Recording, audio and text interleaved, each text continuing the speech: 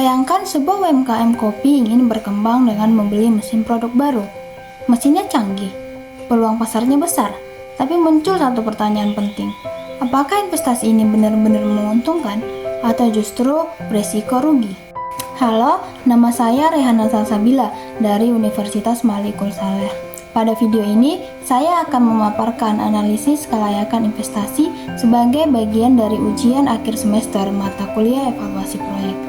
Analisis ini bertujuan untuk menilai apakah suatu proyek layak dijalankan secara finansial dengan penjelasan yang sederhana dan mudah dipahami. Untuk menjawab pertanyaan tersebut, saya akan menjelaskan analisis ini secara bertahap, mulai dari data proyek, metode penilaian, hingga kesimpulan akhirnya. Studi kasus yang digunakan adalah investasi UMKM kopi yang berencana membeli mesin produksi baru. Investasi awal yang dibutuhkan sebesar 400 juta rupiah. Pendapatan usaha diperkirakan 300 juta rupiah per tahun, dengan biaya operasional sekitar 120 juta per tahun. Umur proyek diasumsikan selama 5 tahun dan tingkat diskonto yang digunakan sebesar 10%.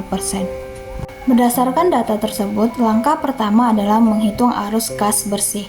Arus kas bersih diperoleh dari pendapatan dikurangi biaya operasional, sehingga arus kas bersih proyek ini adalah 180 juta rupiah per tahun.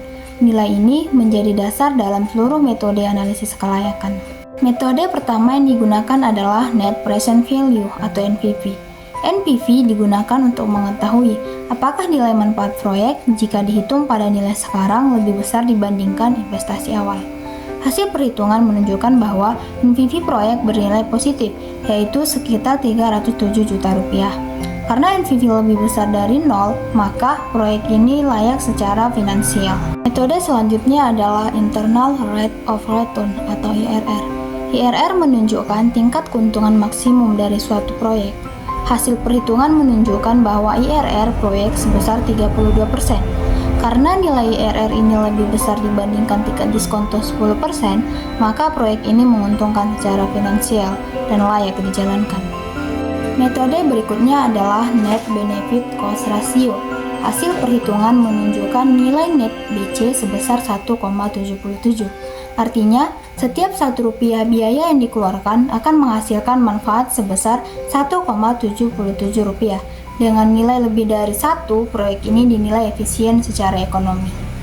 Selain itu, juga dihitung payback period, yaitu waktu yang dibutuhkan untuk mengembalikan modal investasi. Hasil perhitungan menunjukkan bahwa modal investasi dapat kembali dalam waktu sekitar 2,22 tahun. Ini berarti pengembalian modal relatif cepat dan risiko investasi tergolong rendah.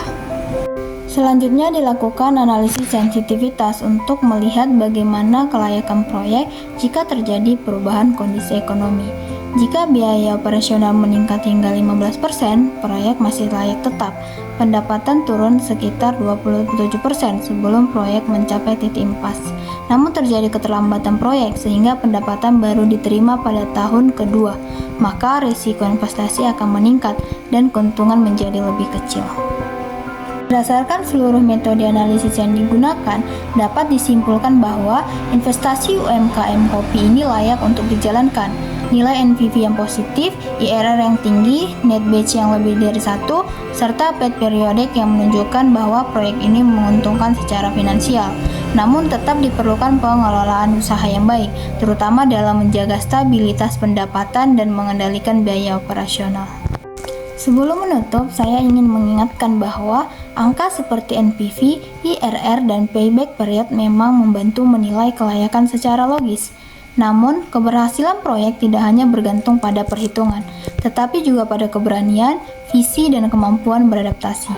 Terima kasih kepada Bapak dosen dan semua yang sudah menyimak hingga akhir. Saya, Rehana Salsabila dari Universitas Malikul Saleh. Sampai jumpa di kesempatan berikutnya. Terima kasih.